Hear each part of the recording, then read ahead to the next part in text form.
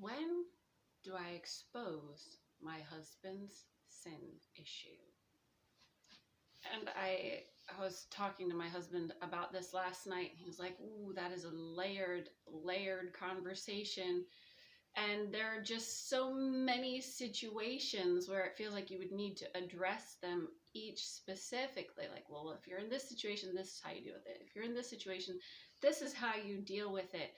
But the question this lady asked specifically was, are there some specifics, like an outline that you can follow to help you determine those fine lines between the heart of her husband doth safely trust in her, so that he shall have no need of spoil. She will do him good and not evil all the days of her life. And being able to rest in the fact that she has his benefit in mind, that spirit of charity, versus covering for him when truthfully and honestly and biblically a sin needs to be dealt with. And that is really, really a good question. So I'm just going to walk through the biblical grounds to answer this. The first thing that I would look at is, well, generally speaking, err on the side of mercy. Err on the side of the fruit of the Spirit, which is long-suffering and forbearing and full of faith and patient. Because the first thing you need to do is see, are they overtaken in a fault, or did they transgress? Are they filled with iniquity, something that they're really holding on to unrepentantly? Or did they have a besetting sin and they've done so well at it and then they just slipped up? And you just happen to be there to see it? Because we all have areas in our life where we're prone to wander. But we don't always want to. And you need to really gauge that. Oh, I should have turned my other phone off. So you do need to gauge that question of, are they overtaken in a fault? Second, I would ask you, what is your relationship like with your spouse? Is it combative? Do you have a history with your husband of being critical, of being a nag, of being contentious?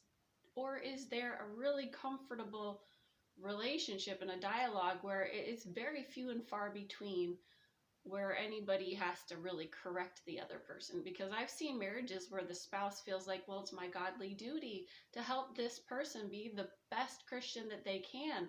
And so they spend their whole time being wise and spiritual and just nitpicking that person to death, because we're all sinners and we all sin every day.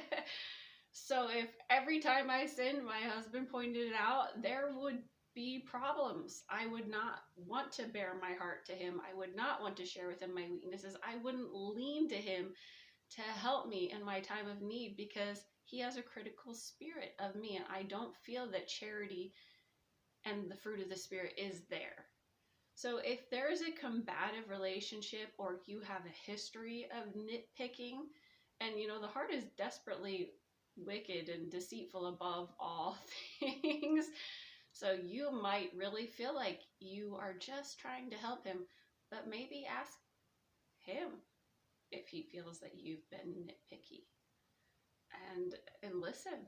Be swift to hear and slow to speak. But God says that the fruit of the Spirit is long-suffering and patient and charitable. And so err on the side of mercy and grace, and give it a little bit more time if you're uncertain. That being said, if you feel that your relationship is one that is charitable and you've built up enough in that love bank that you have with them, you feel like you actually have a good relationship with your spouse. I feel like there are some areas where I know my husband struggles, and he has some areas where I know that I struggle, but generally we're just best friends. And I don't look forward to having uncomfortable conversations with him or checking in on his progress in a touchy area, because awkward and awful, and I don't like the same thing. But when it has to happen, I do it as a friend and be like, so, we're addressing this again, just seeing your thoughts on that. And so if you do have to address something, and if they are overtaken in a fault, and if you have a good enough relationship where you feel that you are in a solid foundation to where you can address it, then Matthew chapter 18, you go and talk to them alone first. And I don't know how they're going to respond, but God always has the person's restoration with the Lord in mind. And it's not about us. It's not how we feel. It's not if we're feeling secure because of their relationship with God is secure. It's about that person and their relationship with God and giving God the space to work in them. And this is, I understand, this actually is the spirit this lady's coming in with this question, because she does want to give God the space to work. But where do you draw the line when you think, oh, there's been space to work, but nothing's changed?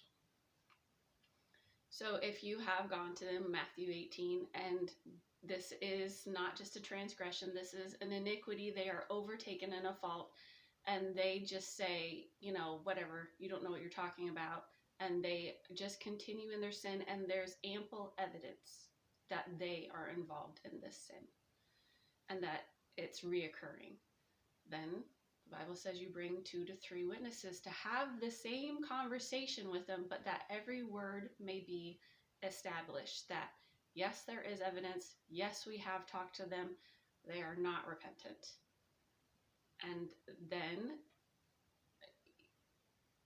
if it's one of those sins in 1 Corinthians 5:11, which would be drunkard, covetous, idolater, railer, fornicator, extortioner, if it's one of those sins, and God doesn't want that in the church, then you bring it to the church, and we're to judge people within the church as to whether, that where the little leaven leaveneth the whole lump. And when you have gone through those patient processes of, I've invested in my husband's life, I'm not combative, I do love him, I am his friend, he knows I'm his friend, I have evidence that I'm his friend, but there's a sin.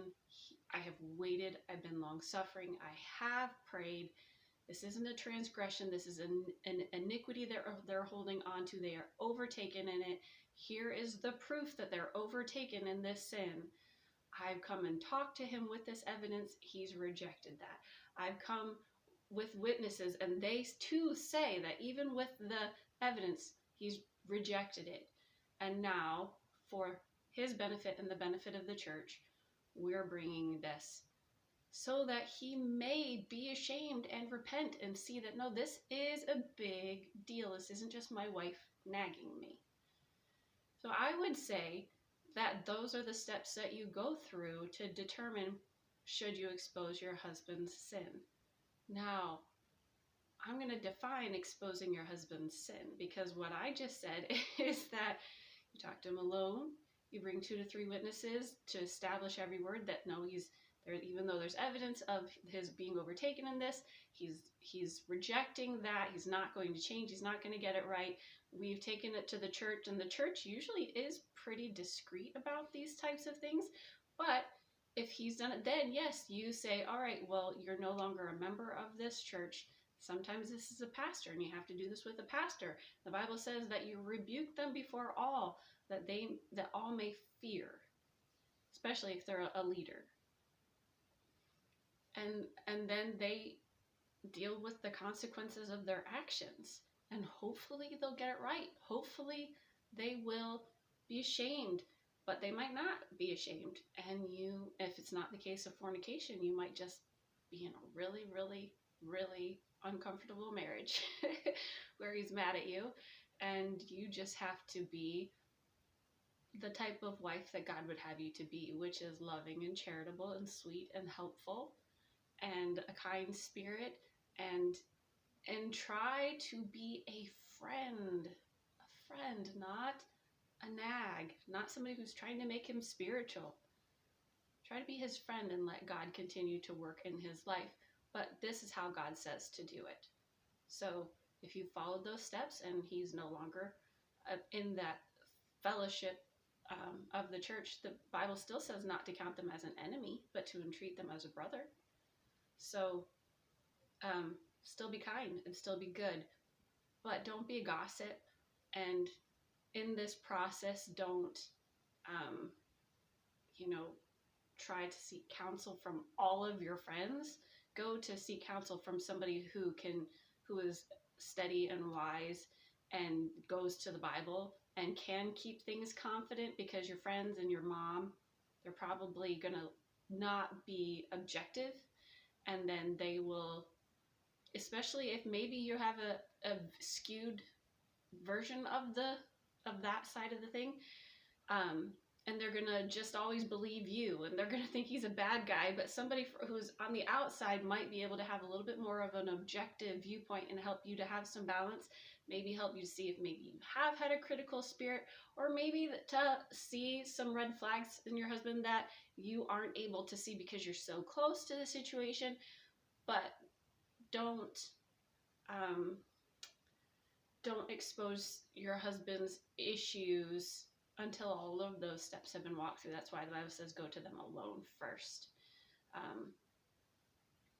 Now, that being said, if your husband is doing something that is illegal,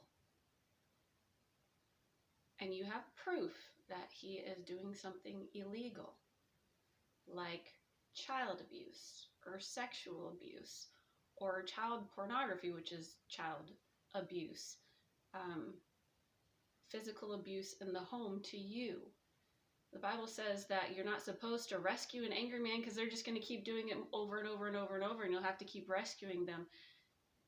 They need to face the consequences of their actions, and if you have evidence of their breaking the law, you need to take them to law enforcement. There's no, oh no, what is anybody going to think about me? No. They broke the law. They're doing something that's wrong. It's not like one time they accidentally messed up. I'm talking about, I don't know how to, I'm not going to excuse abuse. They need to be held accountable for what they did. There is nothing that justifies abuse in any way. So then if they've done something illegal, their actions need to be exposed. So I think that probably covers it. So when should you expose your husband's sin? In a very extreme case that God says needs to be dealt with publicly, and those are mostly in scripture, pretty well documented, and things that are illegal. Other than that, I would probably say we all sin every day, and let God work. I hope that was helpful. Oh, the next video is kind of related about this, of when your husband is making a decision for your family that affects you, and it is a decision that you believe is sinful.